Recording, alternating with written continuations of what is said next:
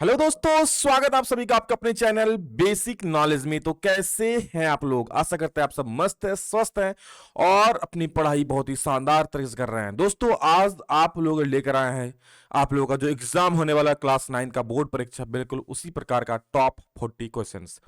ये क्वेश्चंस बहुत महत्वपूर्ण है और इसमें से आपको एग्जाम में बहुत सारे क्वेश्चंस देखने को मिलेंगे। चलिए फटाफट से इस वीडियो को शुरू करते हैं, देखते हैं क्या क्वेश्चंस है। और बता दूं, अगर आपने मैथ इससे पहले नहीं पढ़ा या मैथ कमजोर लगता है तो हर एक क्वेश्चंस को मैं बहुत ही आसान भाषा में बता दूंगा, ताकि आप लोगों को पढ़ने में कोई दिक्कत और समझने में कोई भी दिक्कत ना रहे, है ना। अगर आपके भैया दीदी पढ़े ही हैं तो आप लोग पूछ लीजिएगा, जानते ही होंगे। ठीक है, चलिए क्या जानते हैं भैया इस चैनल के बारे में, है ना, कि भैया किस प्रकार से टॉपर निकलते हैं। चलिए बताता हूं। देखिए, ये क्लास 9th का है एक्चुअली, है ना। और हाँ, सबसे पहले आप लोग ये प्यारा सा काम कर लीजिए, क्या सर कर, सब सर क्या बोलते, सब्सक्राइब कर लीजिएगा भैया, है ना। जल्दी से कर लीजिए भैया, क्योंकि आगे आप लोगों को आने वाले दिनों में और महत्वपूर्ण वीडियोस मिलेंगे। और 9th में फोड़ना है और 10th में उसके बाद तबाही मचाना है। चलो देखते हैं। तो सबसे पहले क्लास 9th का, है ना। और 9th का दोस्तों लाइव क्लास भी चलेगा, बता दूं आप लोगों का। जस्ट कुछ दिन बाद लाइव क्लास भी शुरू होने वाला है। चैनल का लिंक डिस्क्रिप्शन में दिया है, उस चैनल पर लाइव क्लास धुआंधार तरीके से होगा। 2-2 घंटे, 3-3 घंटे, 4-4 घंटे, और एग्जाम में सारा पेपर बढ़ाएगा। चलिए देखते हैं अब, बिना बात का गणित का जो समय मिलेगा 1.5 घंटा, पूर्णांक 40। ठीक है, इस प्रकार से रहेगा। सभी प्रश्न अनिवार्य है। प्रश्नों की कुल संख्या आप लोग का 40 रहेगा, पता ही है। प्रत्येक प्रश्न के लिए 1 अंक निर्धारित है, यानी एक प्रश्न में 1 नंबर मिलेगा सही करने पर। गलत करने पर कोई भी अंक नहीं काटा जाएगा। प्रत्येक प्रश्न का 4 ऑप्शन दिए गए हैं। सबसे पहला प्रश्न, चलो बेटा देखते हैं क्या है। सबसे पहला प्रश्न आपका देखो क्या है, कि निम्नलिखित में से कौन अभाज्य संख्या है। तो सबसे पहले हमें यह समझनी पड़ेगी अभाज्य संख्या होती क्या है। तो देखो, अभाज्य संख्या वो संख्या होती है जो या तो खुद से कटे या फिर 1 से कटे। बोले मतलब सर, मतलब द्वि, दो जानते हो, दो किससे कटेगा? दो किससे भाई? 2 से कटेगा या फिर 1 से कटे? 2 1 कम 2, 1 दूनी 2। अगर सर बात करेंगे, अच्छा 2 को कैसे लिख सकते? 2 गुना 1 लिख सकते हैं ना, यानी इसका सिर्फ 2 ही गुणनखंड हुआ, एक 1 हुआ और एक 2 हुआ।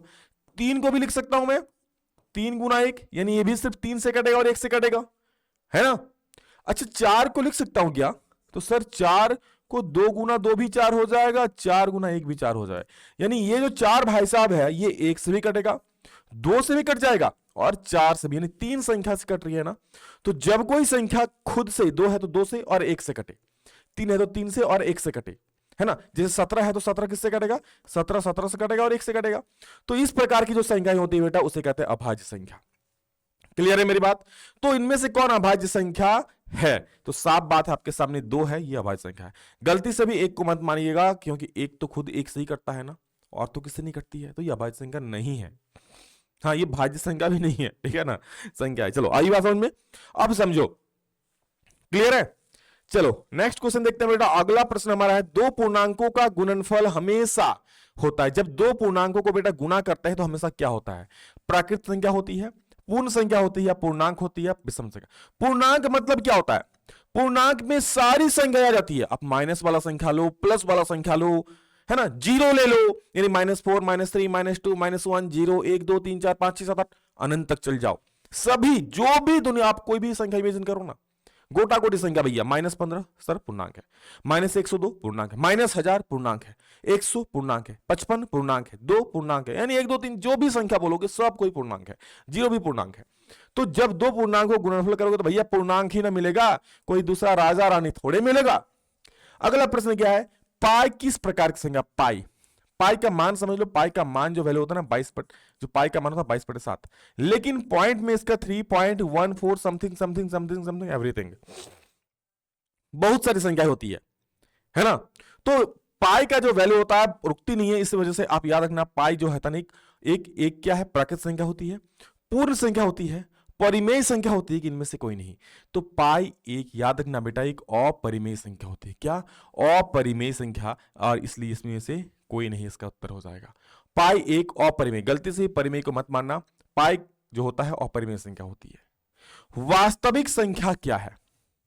देखो, वास्तविक संख्या मतलब इसमें आपका परिमेय संख्या भी आ जाएगा और अपरिमेय संख्या भी आ जाएगा, यानी जितनी सारी संख्याएं आप इस दुनिया में देख रहे हो ना, सभी वास्तविक संख्याएं, और इंग्लिश में बोले तो रियल नंबर्स है। जैसे कि 1 2 3 4 5 6 7 8 9 10, आगे जितना बढ़ते जाओ, जीरो, इधर माइनस में -1 -2 -3, जितना सारा संख्या बढ़ते जाओ। अगर किसी को पॉइंट में लिख रहे हो कि 1.2 1.3, तो भी ये क्या हो जाएगा, वास्तविक संख्या। हाँ, ये पूर्णांक नहीं कहलाएगा, पॉइंट वाला बटा वाला पूर्णांक नहीं कहलाएगा, लेकिन बटा वाला वास्तविक संख्या जरूर कहलाएगा। क्यों? क्योंकि वास्तविक संख्या जो होती है मेरे लाल, वो परिमेय और अपरिमेय दोनों होता है। √3 क्या है? अपरिमेय संख्या है। तो वास्तविक संख्या नहीं है क्या? बिल्कुल है। तो समझ जाना, जो भी कोई वास्तविक संख्या बोलता है, तो वास्तविक संख्या मतलब क्या होता है, ये परिमेय भी हो सकता है, अपरिमेय भी हो सकता है ना। तो वास्तविक संख्या होती है, परिमेय संख्या भी हो सकती है, अपरिमेय संख्या भी हो सकती है। याद रखना, यानी ए और बी दोनों हो जाएगा। क्लियर है मेरी बात? चलो अगला प्रश्न देखेंगे बेटा। अगला प्रश्न क्या है, 2 तथा 3 के बीच निम्न में से कौन सी परिमेय संख्या है? 2 और 3 के बीच में क्या आता है? पाई आता है क्या? पाई का वैल्यू होता है 3.14। 3.14, हमें तो 2 और 3 के बीच में बोल रहा है ना भैया, ये तो 3 से ज्यादा हो जाएगी। 3 का वैल्यू निकालोगे √3 का, तो उसका भी 1.73 आ रहा है भैया, 2 से कम आ रहा है, 2 और 3 के बीच नहीं हो रहा। आगे पेज में बढ़ेंगे, 5/3 को भाग करेंगे तो ये भी 1 पॉइंट समथिंग आएगा। भाग देके देख लो, 3 एक कम 3 और 3 छोकर 1.6 आएगा। ये भी 2 और 3 के बीच में तो नहीं आ रहा है। जब 5/2 करोगे, भाग दोगे तो 5 को 2 से, तो ये आ जाएगा 2.5, यानी ये आ जाएगा। क्या आप नहीं बोल सकते हो सर ये हाथ 2 और 3 के बीच में है? बिल्कुल 2.5 2 और 3 के बीच में ही तो होता है ना। हाँ, ये बात समझ में, हाँ, मन में लड्डू फूटा। और अगर क्लास अच्छा लग रहा है बेटा, तो लाइक करना, और मैं आपसे बस इतना सा विनती करता हूं, एक प्यारा सा कमेंट आप जरूर अपने प्यारा नहीं कहूंगा, विकास सर के लिए जरूर कर देना, है ना। प्यार जब आप लोग पढ़ोगे, धीरे धीरे मुझे समझोगे, जानो, क्योंकि आपके भैया दीदी लोग पढ़े हैं, है ना, पूछ लीजिएगा। तो आप लोग भी जब धीरे धीरे पढ़ोगे तो अपने आप मुझे जान जाओगे, है ना। आज पहले से जानते हो तो बढ़िया बात है, और नहीं तो भैया एक प्यारा सा कमेंट जरूर कर देना विकास सर के लिए, उससे मुझे एनर्जी मिलेगा ना, और अच्छा अच्छा तगड़ा तगड़ा वीडियो लाएंगे आप लोग के लिए, है ना। चलो देखो, इनमें से कौन, हाँ क्या बोल रहा है, इनमें से कौन एक बहुपद है?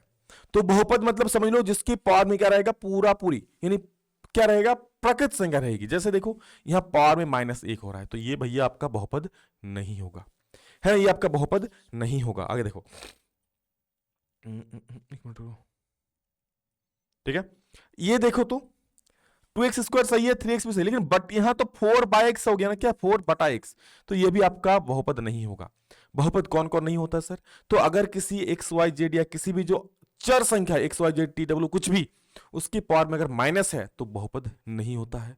अगर ये बटा में आ जाए XYZ या TW जो भी है A to Z, तो भी ये बहुपद नहीं होगी।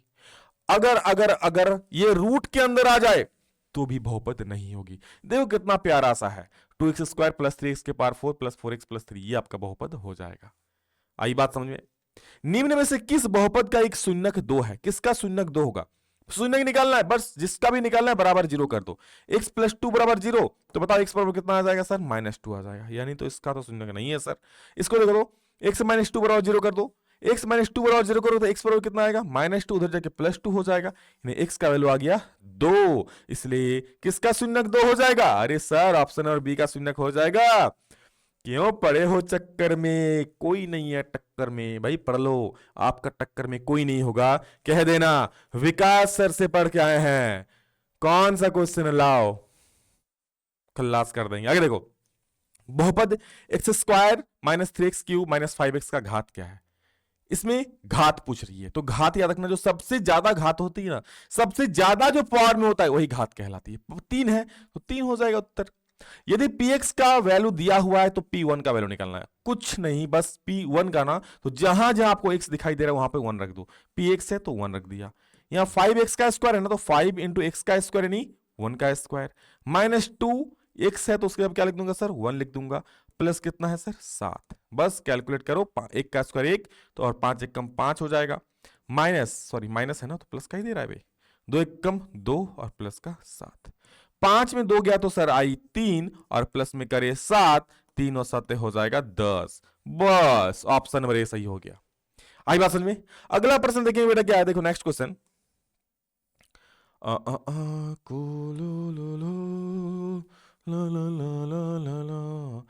इसमें बोल रहा है कि x के पावर 4 का गुणांक क्या है। तो सबसे पहले x के पावर 4 कहां है ढूंढो।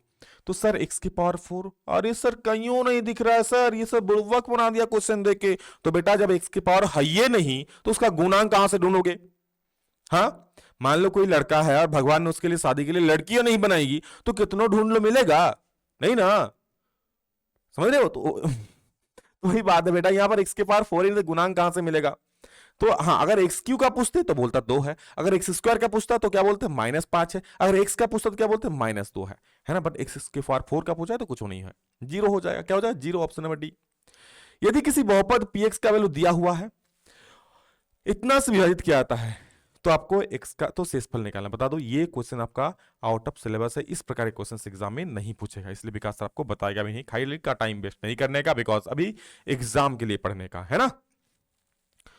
बाकी तो 10 में धुआंधार होगा ही, चिंता का ही करते हो। देखो x के पावर x का स्क्वायर -9x प्लस k है का गुणनखंड दिया x -1, तो k का मान कितना हो जाएगा, है ना। का k का मान, ये भी उसी चैप्टर का है, लेकिन बता दो फिर भी थोड़ा सा देख लो गुणनखंड वाला। x -1 दिया है तो x -1 बराबर सबसे पहले 0 करो, यानी यहां से x का वैल्यू क्या आ जाए? 1 आ जाएगा। अब इस 1 का वैल्यू शानदार तरीके से यहां पे बैठा दो, और हाँ ये का गुणनखंड है बोला है, इसलिए इसका जो वैल्यू होगा ना, चूंकि बोल दिया है गुणनखंड है, इसलिए इसका जो वैल्यू हो जाएगा मेरे लाल क्या हो जाएगा? 0 हो जाएगा। x का स्क्वायर यानी सर 1 का स्क्वायर -9, x का वैल्यू कितना हो जाएगा सर? 1, और प्लस का k बराबर में 0, है ना। 1 का स्क्वायर 1, -9 1 कम 9, और प्लस का k बराबर में हो जाए 0। आप बनोगे हीरो। रुको रुको रुको, 9 में गया तो -8 और प्लस का k बराबर में 0, तो सर k बराबर क्या? -8, उधर जाके +8 हो जाएगा, k का वैल्यू 8 आ गया। कहीं दिख रहा है? ऑप्शन नंबर बी। क्लियर है? Very good. देख लो, बाकी आप उतार लो, सारी चीजें आपके सामने है प्यार डाला। और अभी तक आप लोग मुझसे हमारे व्हाट्सएप चैनल में नहीं जुड़े तो डिस्क्रिप्शन में उसका भी लिंक दिया है, जल्दी से जुड़ लो, ठीक है ना। चलो आगे बढ़े। एक्स स्क्वायर -x -6 का गुणनखंड क्या हो जाएगा? देखो एक्स स्क्वायर दिया है, -x दिया है, -6, इसका गुणनखंड पूछा है। तो गुणनखंड के लिए आप क्या करोगे ना, सबसे पहले जो लास्ट वाला संख्या है इसको आप देख लो, तोड़ो। आगे में तो कुछ नहीं है ना, तो 6 कम 6 ही होगा। 6 को तोड़ सकते हैं सर, 2 गुना 3 6 हो जाएगा, और 6 कम 6 6 हो जाएगा। किसको जोड़ोगे या घटाओगे तो भैया बीच वाला संख्या आ जाएगा। बोलो सर 3 में 2 जाई तो भैया 1 x आए, है ना।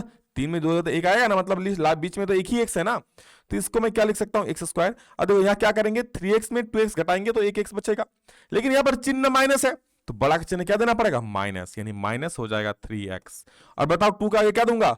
+2x। क्यों सर यहाँ माइनस क्यों नहीं दिए? अरे बुड़बक, अगर माइनस दे दूं यहाँ पे तो माइनस माइनस प्लस ना हो जाएगा मेरे लाल, और तीनों तो कितना हो जाएगा? 5 हो जाएगा भैया। तो हमको तो x लाना है ना, एगो x लाना है, इसलिए माइनस प्लस से माइनस, 3x में 2x दिया तो एगो x।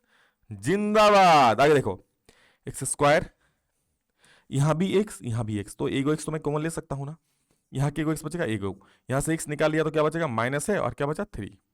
यहाँ पे प्लस तो प्लस, 2 अच्छे किसका पहाड़ा में आता है? 2 का पहाड़ा में आता है, 2 कॉमन ले लेते क्या बचा? x, और माइनस तो माइनस कितना बार में 6 आएगा बेटा? 3 बार में। x -3 हो जाओ tension free, because Vikas sir से आप पढ़ रहे हो, है ना।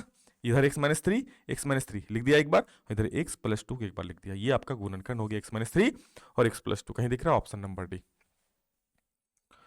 हाँ, अगर x +2 x -3 दिए तो भी मत समझना कि भैया गलत है, भाई आगे पीछे 2 गुना 3 3 गुना 2 लिख सकते हो ना, तो एक कॉन्सेप्ट है।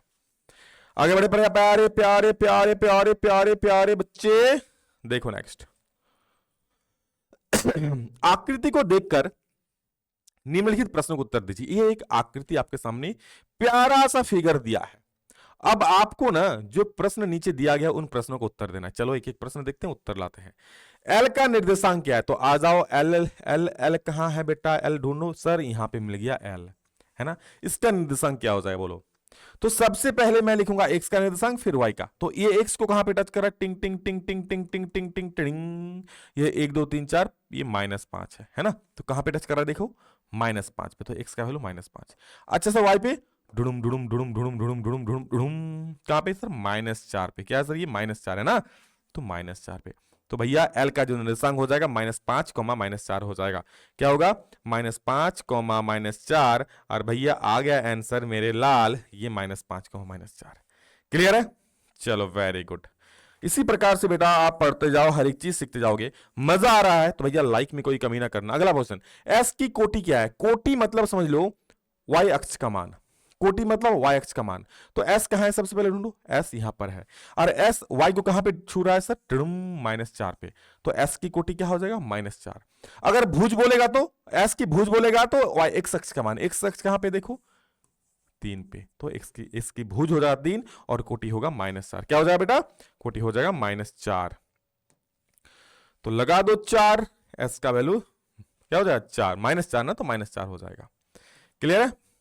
बिंदु बी की भुज, अभी मैंने भुज का कॉन्सेप्ट सभी को बताया, फटाफट से कमेंट करके बोलो बी का भुज क्या हो जाएगा। मैं हर एक कमेंट का इंतजार करूंगा, और पता है मैं हर एक कमेंट को पढ़ता भी हूं। चलो देखते हैं कौन कौन बच्चे कमेंट करते हैं। निर्देशांक 3, -4 द्वारा पहचाना गया बिंदु, यानी 3 और -4 कहां पे है, देखो 3 और -4 ले आओ रे बाबू, काहे ऊपर भेज रहा है, 3 और -4 कहां पे है देख लो, 3 और -4, तो देखो 3 किस में है सर, x में, तो x में 3 सर ये हो गया, और -4 किस में, y में, तो दुम डुडु दुम दुम डुडु दुम दुम डुडु दुम दुम डुडु दुम दुम डुडु दुम दुम डुडु दुम। कौन सा बिंदु है सर, s बिंदु है सर। कौन सा बिंदु बेटा, s। तो भैया आ गया ना, अरे रुको बेटा, क्या हो गया s,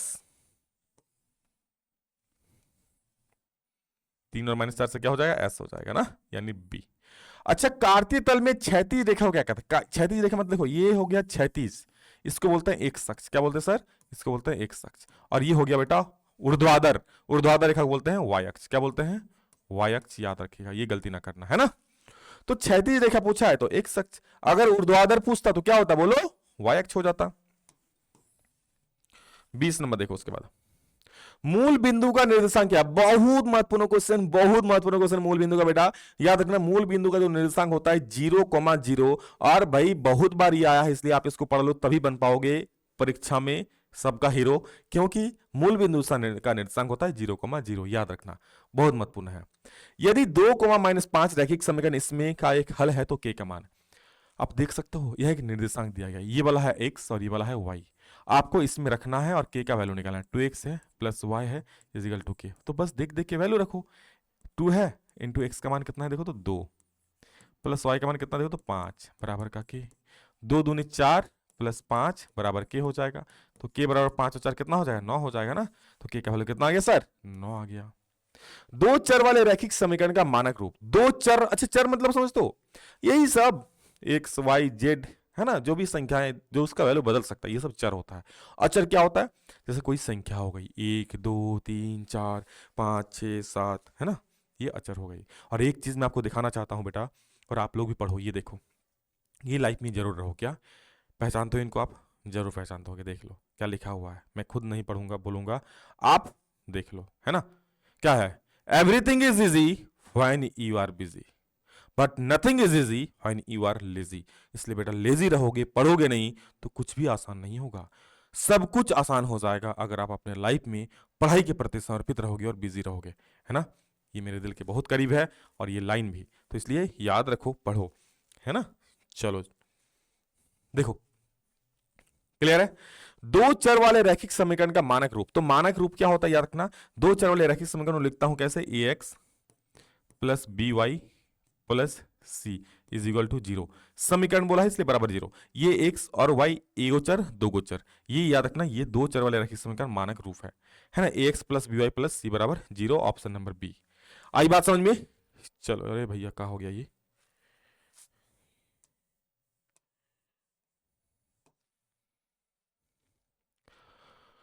कहीं करो दीवाना था कभी मेरा दीवानी है, यहां सब आई बात समझ में। चलो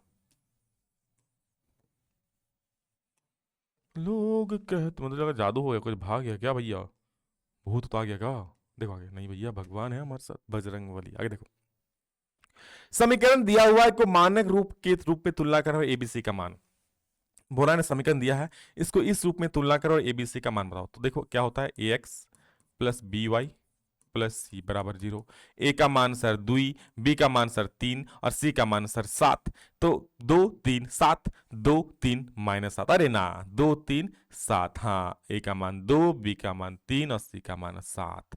आई बात समझ में, क्लियर छो, आगे बढ़ो। x का वैल्यू 2 y का वैल्यू 4 निम्नलिखित में से किस रैखिक समीकरण का हल है, इस प्रकार क्वेश्चन बेटा पूछता है, तो देख लो x का 2 y का 4 दिया है ना, तो हर जगह पे रख के देखो, यहां पर x plus 2 x plus y यानी कितना होगा 2 प्लस 4 7 आएगा क्या? नहीं आएगा। अगर यहाँ x का वैल्यू 2 है y का वैल्यू 4 है तो 2 और 4 करोगे तो 7 आएगा? कभी नहीं आएगा। यहां करोगे तो 3 x का वैल्यू 2 तो 3 दूनी 6 प्लस 4 भैया 7 आएगा? नहीं 10 आ जाएगा, होगा नहीं। यहाँ x का वैल्यू कितना 2 और y का वैल्यू कितना है 4, 3 4 12, कभी होगा क्या? नहीं होगा। सर यहां देखो तो x का वैल्यू कितना 2 और y का वैल्यू कितना 4, 4 दूनी 8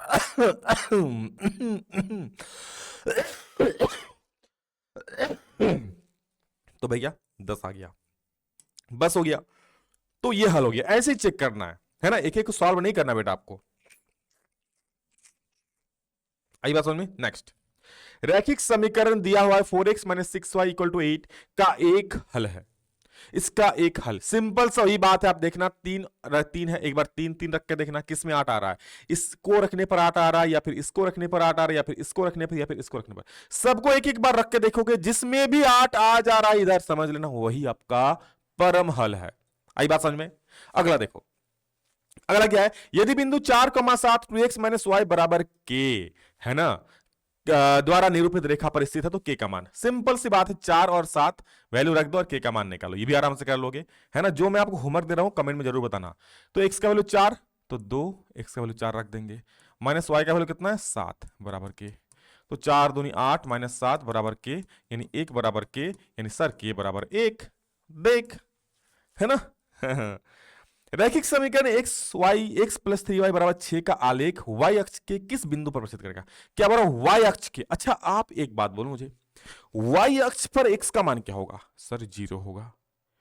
आप अपने दोस्त के घर में अपना सामान ढूंढोगे तो मिलेगा? नहीं ना मिलेगा। उसी प्रकार से बेटा यहां पर अगर हम y अक्ष की बात करेंगे तो x का वैल्यू क्या हो जाएगा 0। अगर मैं x अक्ष का बात करूंगा, किसका? x अक्ष का, तो y का वैल्यू क्या हो जाएगा 0। यहां पर y अक्ष क्या बोला है तो y अक्ष का x का वैल्यू क्या हो जाएगा 0 हो जाएगा, है ना। तो x का वैल्यू कहां 0? देखो यहां तो 0 नहीं है, यहां 0 है सर, है ना। क्या बोल रहा है किस बिंदु पर प्रतिच्छेद करेगा? तो ये दोनों तो ऐसे ही कट गया। अब इन दोनों को रख के देखो 0, ऐसे सबको भी आप एक बार करके रख के देख सकते हो, है ना। तो रखो x का वैल्यू और यहां पर y का वैल्यू रख के देखो 6 आ रहा है क्या? तो x का वैल्यू मैंने क्या रख दिया 0 और 3। y का वैल्यू अगर आप 6 रखोगे तो कभी भी आएगा 6 नहीं आएगा ना, 6 3 18 हो जाएगा, कभी सही नहीं होगा। ये रखो x का वैल्यू क्या है, ये वाला 0 और 3 है गुने y का मान कितना 2, तो ये तो 0 हो गया, 3 दूनी 6 भैया 6 लाना था 6 आ गया, यानी ये आपका सही हो जाएगा। तो इस प्रकार से बेटा आराम से ये सब हल कर लोगे, कुछ भी हार्ड नहीं है ना। आगे देखो नेक्स्ट, 80 डिग्री का संपूरक कोण, हाँ सॉरी संपूरक। तो याद रखना जब दो कोणों का योग 180 डिग्री होता है तो उसे बोलते हैं प्यारे लाल गुलाल संपूरक कोण। तो भैया यहां पर आपको बोल दिया है कि 80 डिग्री का संपूरक कोण पूछ रहा है। तो जब दो कोणों का योग 180 हो, एक कोण 80 दे दिया है, दो कोणों का योग 180 होता है, उनमें से एक कोण बेटा 80, तो बताओ दूसरा कितना हो जाएगा? भैया माइनस कर दो 180 में 80, कितना हो जाएगा 100 डिग्री हो जाएगा ना, तो 100 डिग्री हो जाएगा, यानी ऑप्शन नंबर बी। वह कोण 0 डिग्री से अधिक तथा 90 डिग्री से कम, जो 0 डिग्री से अधिक पर 90 से कम होता है क्या कहलाती है? अरे बचपन से पढ़ रहे हैं यार, नीन कोण कहलाती है क्या, है ना। 90 से अधिक और 180 से कम तो अधिक कोण। अच्छा 90 डिग्री हो जाएगा तो सर तो समकोण बेटा। आगे देखो, उस कोण की माप क्या है जो संपूरक कोण का दोगुना होगा? ध्यान दो, तो माना उस कोण का मान क्या मान लिया? माना उस कोण की माप बराबर x, और इसीलिए संपूरक कोण क्या हो जाए बोलो तो? संपूरक कोण क्या हो जाएगा भैया 180 - x, है ना, यही तो होगा। अब बोल रहा है क्या, जो है ना उस कोण की माप क्या है जो संपूरक कोण का दोगुना है, उस कोण की माप क्या है x, जो अपने संपूरक कोण का कितना है बेटा? संपूरक कोणी वाला हो गया, इसका कितना है? दोगुना है, बोला ना दोगुना है। सॉल्व करो, x बराबर 2 गुना 80 8 दूनी सॉरी 8 दूनी 36 यानी 360 degree minus 2 × x 2x, minus इधर क्या हो जाएगा प्लस, यानी x तो पहले से है इधर, और उधर से माइनस 2x आएगा तो प्लस 2x हो जाएगा, उधर 360। तो x और 2x 3x बराबर 360, यानी कटेगा x बराबर 360 बटा 3, कटेगा 3 1 कम 3, 3 दूनी 6 0, है ना, यानी 120 डिग्री से, यानी x का वैल्यू कितना आ जाएगा सर 120 डिग्री। कहीं दिख रहा है क्या 120?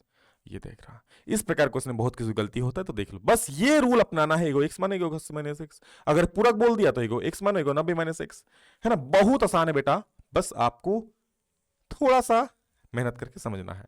दी गई आकृति में देखो यहां पर क्या बोला है ना, बिंदुओं पर प्रचित करता है कौन, पी ओ वाई दिया हुआ है, पी ओ वाई यानी ए वाला 90 डिग्री दे दिया है, ए और बी का अनुपात 2:3 है, इसका ये ए है ये बी है ना, और ये सी है। ए और बी का अनुपात, तो भैया जो भी अनुपात लेता है मैं उसको एक्स मान लेता हूं, ए वाला क्या मान लो 2x और बी वाला क्या मान लो 3x। अब आपको पता है भैया ए और बी मिला के भैया इधर 90 तो ये भी 90 ही होगा, यानी मैं लिख सकता हूं क्या, ए प्लस बी बराबर 90 डिग्री, ए का मान 2x प्लस बी का मान कितना हो जाए 3x बराबर 90 डिग्री, तो यहाँ से 2x और 3x हो जाएगा 5x बराबर 90 डिग्री, यानी x बराबर हो जाएगा 90/5, ये कटेगा 18 पचे 90 18 बार में, यानी x का जो वैल्यू आ गया बेटा है ना, x का वैल्यू क्या आ गया, x का वैल्यू आ गया 18 डिग्री।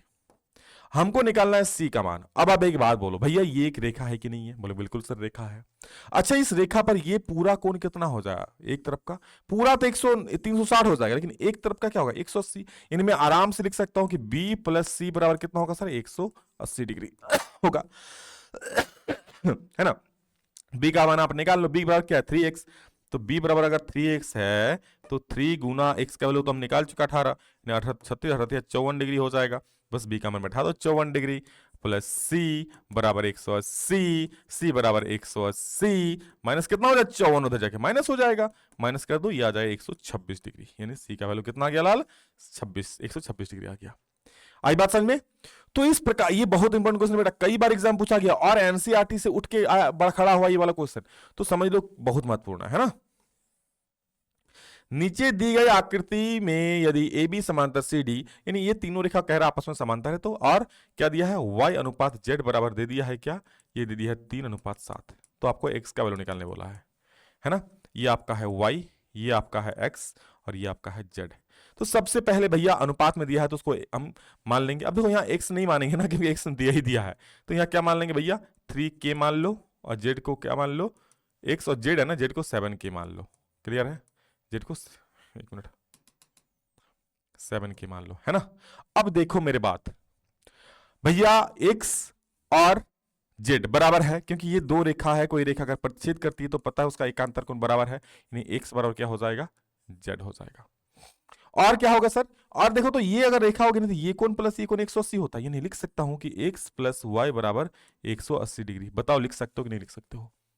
ये कोण अगर कोई रेखा जा रही है ऐसे काटेगा तो ये कोण 180, सिंपल सा बात है, तो भैया x और y 180 हो जाएगा। x का वैल्यू के जगह पे मैं z लिख सकता हूं, तो लिख देता हूं z plus y is equal to 180, बस हो गया बात, और क्या दिक्कत। z का वैल्यू बैठाओ 7k प्लस y का वैल्यू कितना है सर 3k बराबर 180, 7 और 3 10k बराबर 180, भैया k बराबर हो जाए 180 बटा में 10, 0 0 खत्म, ये हो गया 18 डिग्री। यह आया बेटा k का मान, किसका आया k का मान, हमें किसका निकालना है, हमें निकालना सर x का मान। तो x बराबर क्या है देखो, तो x बराबर z है, तो मुझे z का पता चले तो निकाल लेंगे ना, तो z कहाँ है सर z 7k है, तो z का वैल्यू जब 7k है तो भैया 7 गुने कितना हो जाए 18 हो जाएगा, गुना कर दो 7 8 56 का 6 हाथ मेरा 5 7 1 के 7 और 5 12, 126 डिग्री z आ गया। तो भैया जब z का मान हो गया 126 तो x का मान कितना हो जाएगा 26 ना, 126 ही हो जाएगा है ना 126। आई बात समझ में, चलो वेरी गुड। चलो अगला क्वेश्चन देख लेते हैं मेरे प्यारे बच्चे है ना। और हाँ अभी तक आपने अगर सेशन को लाइक नहीं किया है किसी कारण बस अगर आपने भूल गया है तो विकास सर का फर्ज बनता है याद दिलाना, याद दिला दिए बेटा आप कर देना। और हाँ एक प्यारा सा कमेंट, जो भी बोलना है बेटा मेरे बारे में, जो भी अच्छा चीज बुरा चीज बोलना है बोल दो, विकास सर बुरा नहीं मानेगा। हाँ अच्छा बोलोगे तो खुशी होगा, बुरा बोले तो थोड़ा दुखी होगा, और क्या होगा बस सह लूंगा मैं है ना। हाँ अच्छा लग रहा है तो जरूर अच्छा बोलना। त्रिभुज के तीनों कोणों का अनुपात दिया 1:3:5, तो सबसे बड़े कोण का मान कितना हो जाए, देखो तीनों कोणों का अनुपात दिया है क्या 1:3:5, तो हमेशा मैं तीनों कोणों की क्या मानता हूं, जब भी अनुपात देगा तो x मान लो, मैंने कहा जब भी किसी चीज का अनुपात देगा आप उसको x मान लो, x के फॉर्म में या k के फॉर्म में, तो ये हो जाए 1x और ये हो जाए 3x और ये होगा 5x। बोले सर सबको जोड़ क्यों दिए, क्योंकि आपको पता है त्रिभुज के तीनों कोणों का योग कितना होता है 180, तो ये तीन कोणों का अनुपात ही है ना, उसको मैंने x मान लिया, तीनों कोणों को जोड़ देते कितना डिग्री हो जाए 180 डिग्री हो जाएगा। तो 1x और 3x 4x और 5x कितना x हो जाएगा सर 9x हो जाएगा बराबर 180। तो x बराबर कितना हो जाएगा 180 बटा 9, काट दो 9 दूनी 18 0, x का वैल्यू कितना हो जाएगा सर 20 डिग्री। x का वैल्यू कितना गया 20। आपको सबसे छोटा कोण निकालना है। छोटा कोण ये वाला है ना 1x, 1x करो या फिर 1 गुना 20 करो, तो बात तो बराबर ही है ना। अगर आप 1x निकालो ही को तो 1 गुना 20 ही तो करोगे, x का वैल्यू बैठाओगे, तो 20 गुना 1 20 डिग्री हो जाएगा। इसका आंसर क्या हो जाएगा बेटा 20 डिग्री। दिख रहा है 20 डिग्री। टिंग टिंग टिंग कहीं गलती है क्या? 1x 3x 4 5 4 9 9x 9 दूनी 20 डिग्री सही तो है। सब तो अरे सबसे बड़ा कौन बोला है मेरे लाल? बड़ा मतलब कितना 5x। तो 5x निकालोगे तो क्या हो जाए बोलो तो? ये क्या होगा? ये बड़ा कौन ना होगा बेटा, बड़ा कौन ना बोला है तो बड़ा कौन कितना 5x। तो 5 गुना 18 करो, 18 पचे 90 है ना, तो 90 डिग्री देखो होगा शायद। अरे भैया फिर भी कुछ गलती है क्या? हाँ अरे 18 नहीं है सर, ये विकास तू भी पगला गया है ये क्या हो रहा है ये, है ना? ये 18 थोड़े है, ये 20 है ना, तो 20 पचे 100, अब तो भैया होगा ना, अब तो 100 डिग्री होगा देख लो। देख रहे हो, एग्जाम में थोड़ा सा गलती करोगे हो जाएगा। किसी त्रिभुज में अधिक से अधिक कितने न्यूनकोण हो सकते हैं? तो बेटा मान लो कोई समकोण सॉरी समबाहु त्रिभुज है, तो समबाहु त्रिभुज का तीनों कोण कितना होता है 60 डिग्री करके ना। और 60 डिग्री करके होगा तो न्यूनकोण नहीं होगा क्या? बिल्कुल होगा, है ना। या फिर कोई भी मान लो ये 60 ये 70 ये कुछ और हो गया, है ना, तो ये भी क्या न्यूनकोण, यानी त्रिभुज का अधिकतम सम कितना न्यूनकोण 3 को न्यूनकोण, कम से कम 1 न्यूनकोण। और समकोण त्रिभुज में क्या होता है? 1 समकोण होता है ना। ये तो थोड़ा मिसप्रिंट हुआ ये सब क्वेश्चन बेटा, तो इस सबको छोड़ ही दो। अभी अगला क्वेश्चन देखो। किसी त्रिभुज के तीनों कोनों की सम्मुख भुजाएं, त्रिभुज की कोनों की सॉरी किसी त्रिभुज के बराबर कोनों की सम्मुख भुजाएं, बराबर कोनों की जो अगर सम्मुख भुजा है ना बेटा तो भी होती है बराबर। क्या होती है बेटा? बराबर, बराबर, बराबर, बराबर। ये भी थोड़ा मिसप्रिंट है। नीचे आकृति में देखो, आकृति दिया गया एडी जो है ना बेटा,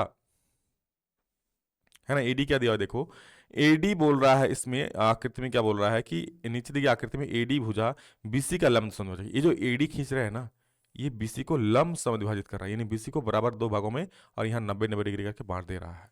त्रिभुज एबीडी तथा त्रिभुज एसीडी का सर्वांग समता किस नियम से होगा? ये एबीडी और सर्वांग सम, ये एबीडी दिख रहा है, ये एबीडी हुआ और ये एसी, दोनों सर्वांग सम हुआ कौन सा नियम से? तो देखो सबसे पहली बात, इस त्रिभुज में और इस त्रिभुज में ये भुजा बराबर हो गया, ये कोण बराबर हो गया, और ये जो भुजा है एडी बराबर एडी, ये तो दोनों में कॉमन आएगा ना, उभयनिष्ठ हो जाएगा, यानी भुजा कोण भुजा, SAS, ऑप्शन नंबर सी। आई बात समझ में? चलो सर्वांग समता नहीं, अगर समझ में नहीं आ रहा तो मैं अलग से क्लास भी ला दूंगा, चिंता ना करो। और आज का अंतिम प्रश्न है, लेकिन उस प्रश्न को बताने से पहले मैं चाहूंगा कि भाई आप इस वीडियो को ज्यादा नहीं मैं कह रहा हूं, अपने आपके स्कूल में कितना दोस्त होगा? मिनिमम 10 तो होगा ही।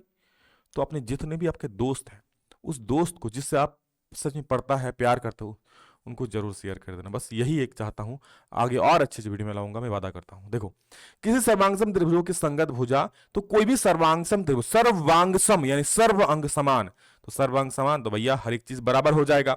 तो किसी भी सर्वांगसम त्रिभुजों के संगत भुजा ही नहीं संगत कोण भी बराबर होते हैं, याद रखना। तो संगत भुजा तो बराबर होगा ना, क्या होगा? समान होता है, बराबर होता है, संगत कोण भी बराबर होता है। ठीक है, चलिए वीडियो कैसा लगा कमेंट करके जरूर बोलना मेरे प्यारे बच्चों। और क्या ही बोलो, love you all, thank you, और बस पढ़ो अच्छे से और आगे बढ़ो। ठीक है, चलिए बाय बाय, टेक केयर, जय हिंद, वंदे मातरम।